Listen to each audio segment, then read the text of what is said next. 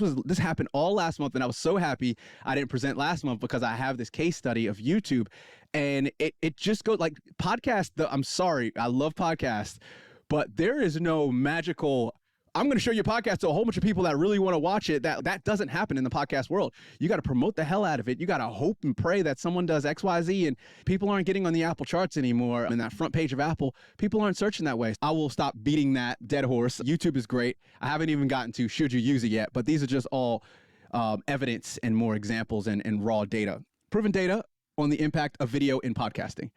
And point blank data, raw studies for why you should use video. So a whole bunch of numbers here, which can be overwhelming. I'll go through a couple. Riverside 2023 annual report. So if you don't know what Riverside is, it's a great way to record video, podcast, and audio in a high quality way from your guest remotely. Way better than Zoom. I've used Zoom. I used to use Zoom before Riverside did its thing back 4 or 5 years ago. Zoom is horrendous for capturing video and audio. Even audio, it's just low quality, and also it just doesn't sync. Riverside, again, they probably are the leaders right now. There's a lot of other players out there doing this. Over 75% surveyed companies, podcasts believe video podcasting would be the default for recording within 5 years, which is interesting. 72%, so there was an Edison survey that I looked at, said they actively watched a podcast while listening. And I'll just jump into that. So 13% of those surveyed said searching YouTube is the place they go to most often to find a new podcast. I'm sure a lot of that, if you don't, then this is really interesting. And it goes to show, like, people go on YouTube to find podcasts. And while they might not then consume said podcast, but they go on there to actually search and find podcasts. And I've done that myself before I got onto YouTube and became very pro YouTube. Podcast newcomers who started listening in the past were more interested in watchable podcasts, 58%.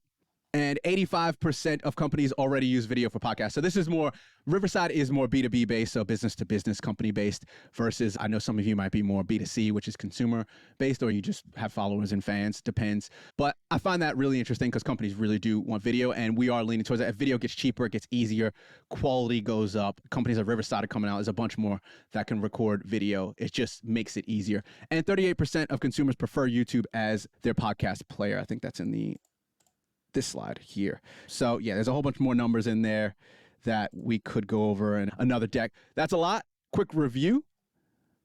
Intro story tie-in to help you all. The 80-20 theory. Examples of, it's actually a principle, it's not even a theory. The examples of power of video podcasting YouTube. My story, imagine if you could put 20% in and 5, 10, 20x out. Pros of videos, cons of videos. Pros are reach new audience, SEO engagement, and more personal. Cons are new process, more time, different skills. 3 examples, the output, outcome, and the YouTube, and a bunch of stats, surveys, and data. The should you use video approach. So finally, I'm going to answer that question.